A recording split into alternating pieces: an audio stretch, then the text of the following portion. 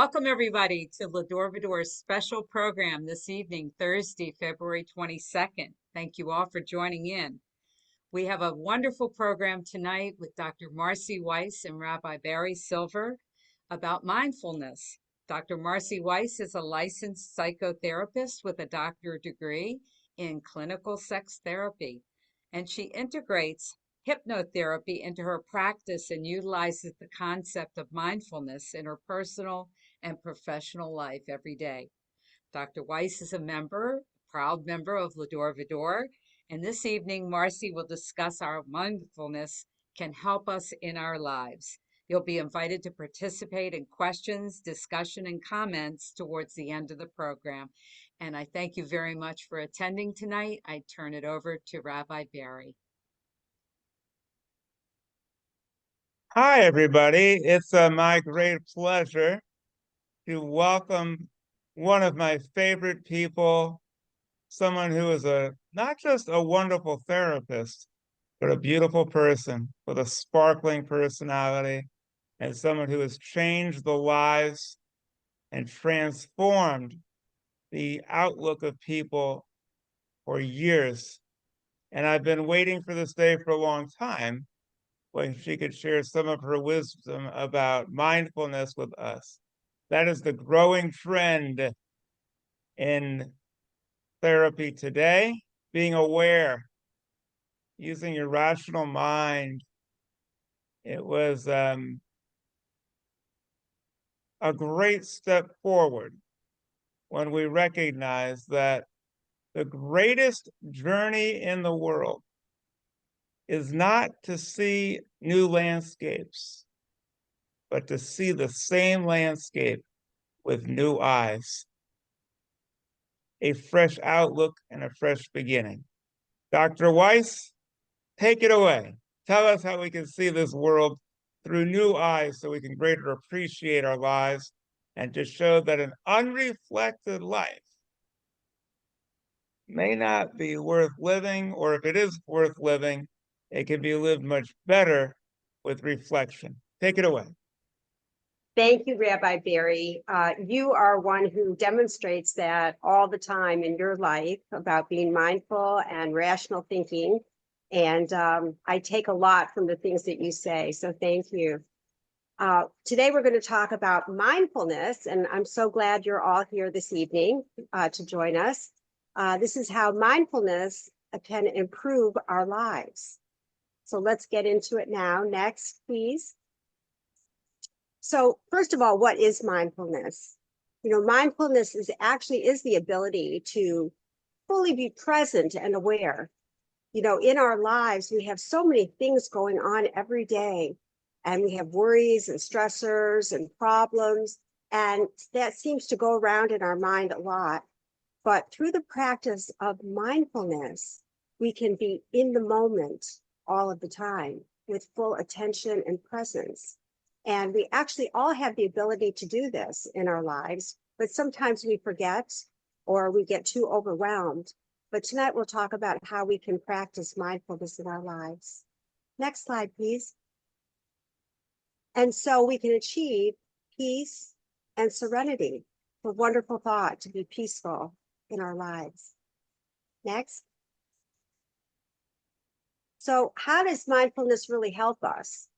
Well, first of all, we can become more self-aware, aware of ourselves, aware of who we are, and we can feel calmer and less stressed. So when things happen in our lives that are out of the ordinary or are just life stressors that happen, we can take them on calmly and, as the rabbi would say, with rational thinking.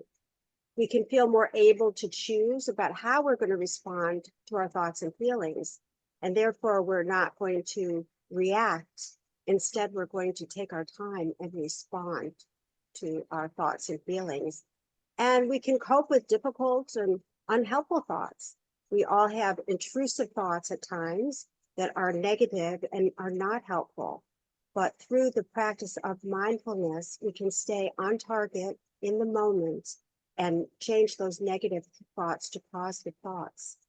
And in that way, we can actually be kinder to ourselves. Because many people say negative thoughts to themselves, negative things, and it goes into our unconscious mind. When we say negative things, our unconscious mind believes that. So through mindfulness, we can say positive things. Some people call them affirmations, positive affirmations, because the conscious mind and the unconscious mind hears what you're saying out loud and it believes it. So if we say positive things, you'll believe it. Next slide, please. But Dr. Weiss, isn't it true that some people only can see the positive in themselves and are incapable of self-critique? So is there some benefit to being able also to not just say positive things, I'm great, whatever I'm doing is right, justifying yourself, but being able to self-critique and say, well, maybe I'm doing pretty good, but I could do better? Yes, I think that that's very helpful. You know, we're only saying positive things and we can't find any criticism about ourselves. We call those people narcissists, right? So we have to be reasonable and rational, and we have to take an honest look at ourselves. And nobody's perfect, as they say, so we all have room for improvement, including me. So thank you, Rabbi. The theory of this is that by using different techniques, we can bring our attention back to the present moment. Did you ever have it where your mind just wanders? Maybe you're in a classroom or a meeting at work or even driving on the road. Sometimes we can go from one place to another. We're driving in our car and we just don't even remember how we got there. You know, we didn't run any red lights or run anybody over, God forbid, but we don't remember how we got there. But by using mindfulness techniques, that we call that just, dissociation. Maybe things are on your mind. But through mindfulness, we can pay attention and be in the moment, be present. And we notice how thoughts come and go in your mind, and you can learn that they don't have to define who you are. We have thoughts that are positive thoughts. We have thoughts that are negative thoughts. We have experiences in the world, and we can let go of all of that and just be neutral so that we can, be not black and white thinkers. We can be in the gray sometimes. And it's very important to notice what your body is telling you. Like if you do feel anxiety or pressure or tension in your body, or your heart is beating fast, or your muscles are tense, or your breathing is shallow, that's an important sign to pay attention to be mindful of, because whenever you're feeling those kind of physical symptoms, that means that you're just about to go under stress, or you're in a stressful situation, or you're about to get angry. And when you know those signs, if you can notice maybe that your neck gets stiff, or your teeth clench, or your fists clench, that's a sign to know, hey, I'm starting to get stressed out and I need to do something different. Maybe it's meditation, maybe it's go for a walk, maybe it's listen to some music, but pay attention to your body and how you feel. And you can create space within your thoughts so that the space can reflect on the situation and you can respond more calmly rather than react to a situation. Next, please.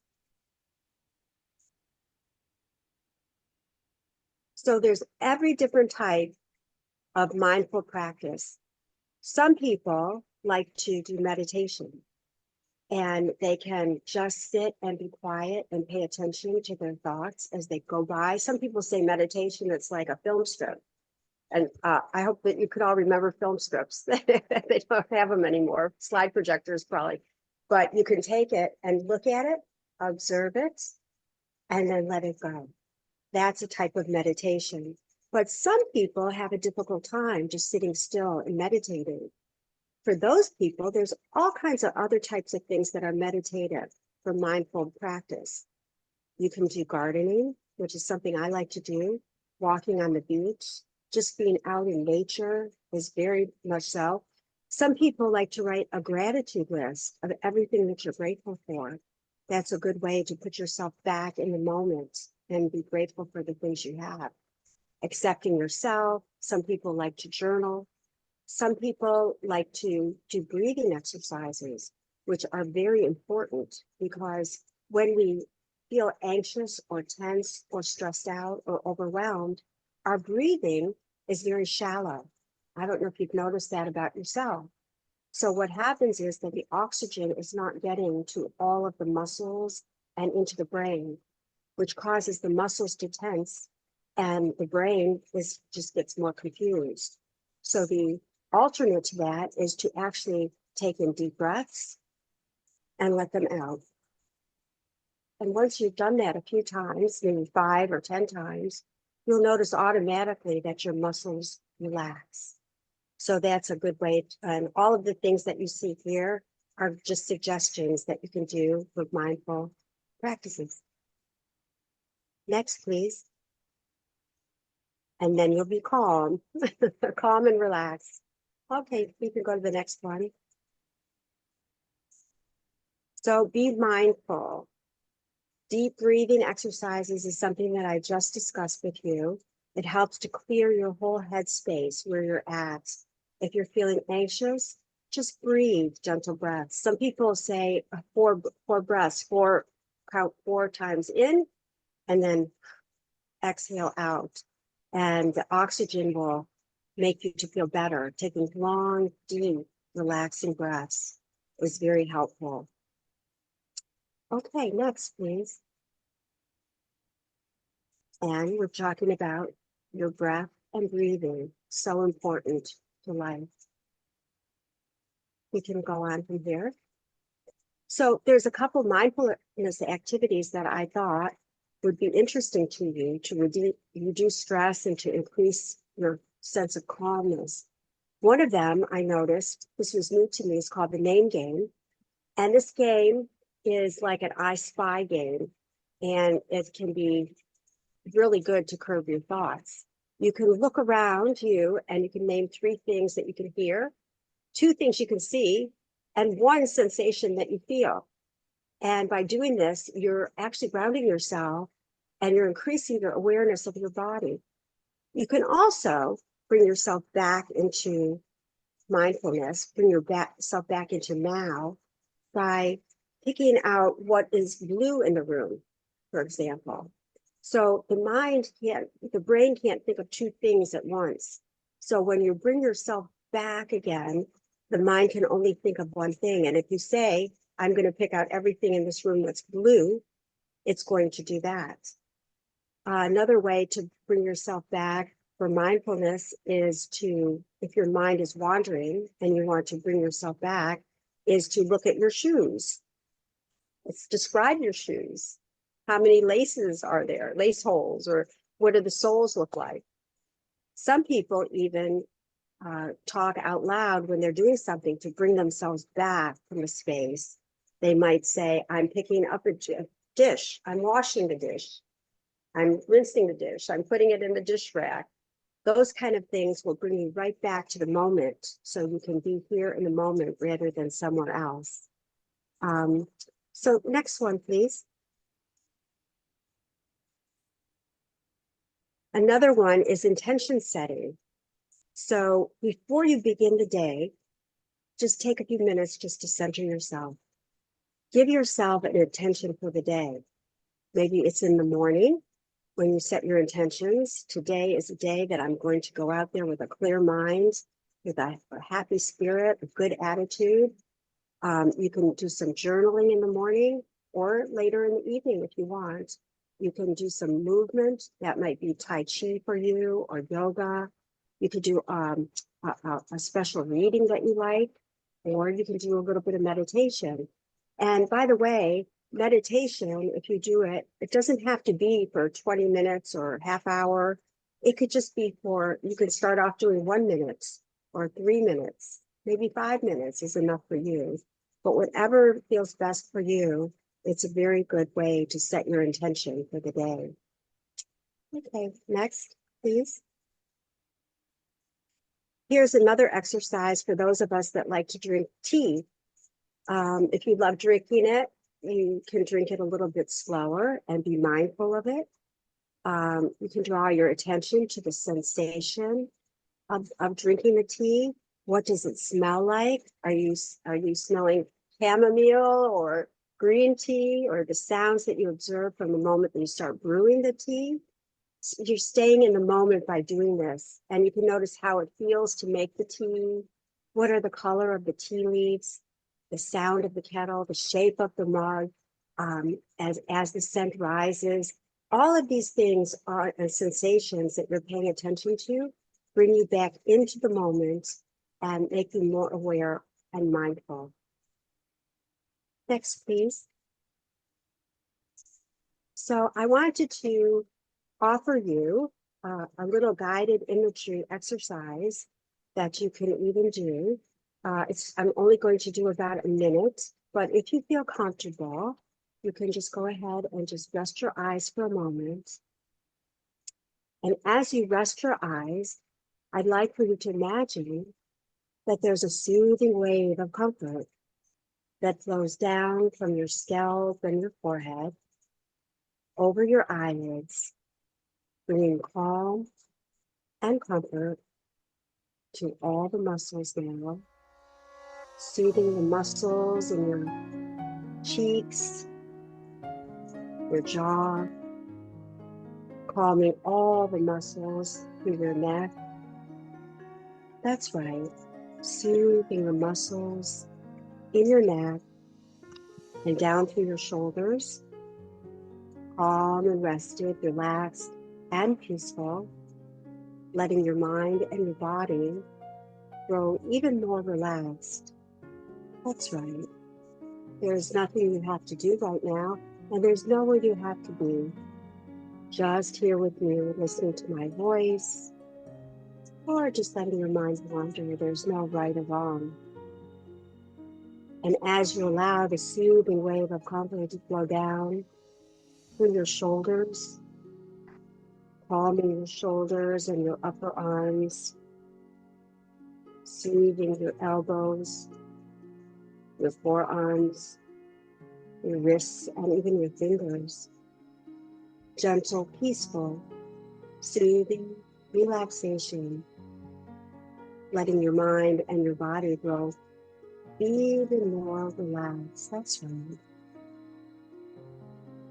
And as you enjoy this calm, easy feeling, notice the calming wave of comfort flows down through your back muscles, from your scapula down through your sacrum. Sometimes the back muscles can seem thick, like thick elastic bands, pulled quite tight. But now you can notice that the elastic bands are loosening, becoming relaxed and limp and free of any tightness or tension you might feel. And now notice as the calming wave flows down through your chest muscles, and you notice that your breathing develops a peaceful rhythm, a rhythm your body really enjoys. That's right. And now allow the calming wave to flow down through your abdomen so that even your internal organs become relaxed and rested as the calming wave flows down through your hip muscles, calming your knees, your calves, even your ankles and your feet,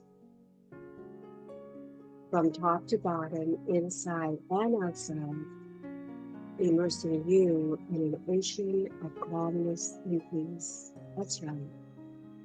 An ocean of calmness and peace. And now, in a moment, I'm just going to count back from 3 to 1. And when I reach number 1, I'd like for you to notice that you're all the way back in the room, thoroughly refreshed, calm, and completely here and now with us. Ready? 3, feeling the air touching your face and arms and legs, and 2, just wiggling your fingers and toes. And now 1, just opening your eyes, coming all the way back in the room, fully relaxed, refreshed, and ready to finish the day. And as we move along,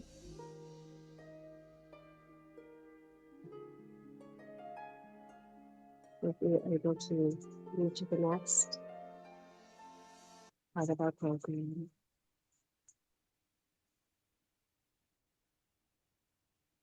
Well, Dr. Weiss, I can see you and I both have something in common. We are both very good at putting people to sleep for a living. I can't imagine a better way to try to fall off to sleep than to listen to you or to listen to one of my sermons. An inspirational message. You do an excellent job. I do have a question and a comment. In Judaism, we believe throughout the ages in the power of prayer, which seems to have a lot in common with what you're discussing. But for us, prayer, it's not just moments of silence for the purpose of being silent.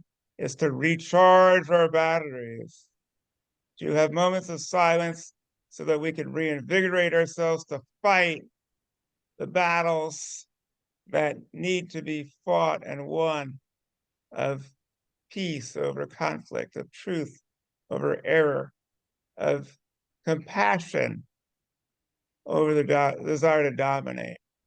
So for us, we form an image of what our lives could be like if lived to the fullest, and what the world could be like if it fulfilled the dreams of our prophets and our sages and our greatest scholars. And I think in that way, we can use the power of mindfulness spiritually to accomplish great things for us and the world. That's why Jews don't just practice to save our own skin. Send me to a better place. I'm going to say a prayer and then I'll live happily ever after. I want to be able to connect with the highest self, the highest qualities and virtues of myself, so that the world can be a better place, which is the mission of the Jewish people that we share with people of all traditions who share this common noble goal of improving the world, protecting our planet, and protecting all its inhabitants. Dr. Weiss, you are awesome. Thank you very much. Anybody? I just wanted to ask you, Marcy. Nature gives the impression of calmness and serenity, but in actuality, it's a fierce struggle for survival. One animal eats another, animals eat plants, competition, survival. It seems very calm, but in other aspects, if you look at the macro picture, it's not really always as calm as it seems. Same with the universe. The universe seems calm. The planets in their orbit, the Earth has stayed as it is for billions of years. But in actuality, within the cosmos, there's been incredible destruction, violence, supernovas, comets and meteors destroying each other. It gives the impression of calmness, but in actuality, there's a tension. Do you see any way of reconciling all of that? You know, in thinking about those things, I think the universe is a perfect place and everything happens exactly the way it's supposed to. And our job is to have acceptance. You know, when things happen, this is happening, you know, and how am I going to respond to that or resolve it or whatever is needed to be. But the world is going to happen the way it happens. And our job is to be calm enough, you know, to respond to whatever's happening and to accept it, that this is the way it is. But Dr. Weiss, are you suggesting that we should accept the horrors and the violence in Ukraine, the horrors of people dying by the thousands in Gaza, the violence inflicted upon women in Iran? Should we just say, well, that's the way it's supposed to happen? The Holocaust, well, yeah, people suffered, but that's just the way it's supposed to be? Or should we respond in a different way. As Judaism says, freedom begins with an act of defiance, the antithesis of acceptance. Where do we draw the line? Where do we say, let's accept this, but let's challenge that? Well, we actually started talking about nature. So I was envisioning things that are tornadoes and hurricanes and tsunamis and things that we're not going to be able to control. So those things that we have to accept them and do what we can about it. But the things of society and injustices and the things that we can do something about, we definitely need to step up and do what we can about that. It Well, the takes, beautiful thing is that there are bad things happening in the environment inflicted by humans, but we have the ability to change it. Not all of it, you're right. Some natural disasters like earthquakes, we haven't hit the technological period yet where we can change that, but we are causing change. We could actually be a positive influence on how evolution is being carried out. And I'm also reminded as I listen to you of the words of my favorite philosopher is Carl Sagan, who suffered a horrible form of leukemia and cancer. And he almost died many times and then came back again and was able to live. And he said, almost dying,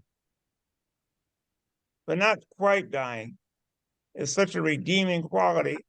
I would recommend it to everybody, except for the inexorable accompaniment of risk. So what he was saying is that some people need a wake-up call, like, boom, you're not going to live forever, or boom, you're not always going to have all your faculties, your wonderful health. Don't wait until it's too late to be able to appreciate it. If you can see, appreciate that.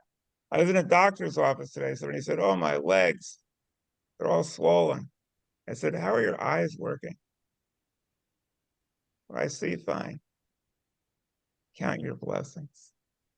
How about your ears? Can you hear me? The gift of sound. What would you pay for the price of a human voice? The beauty of nature.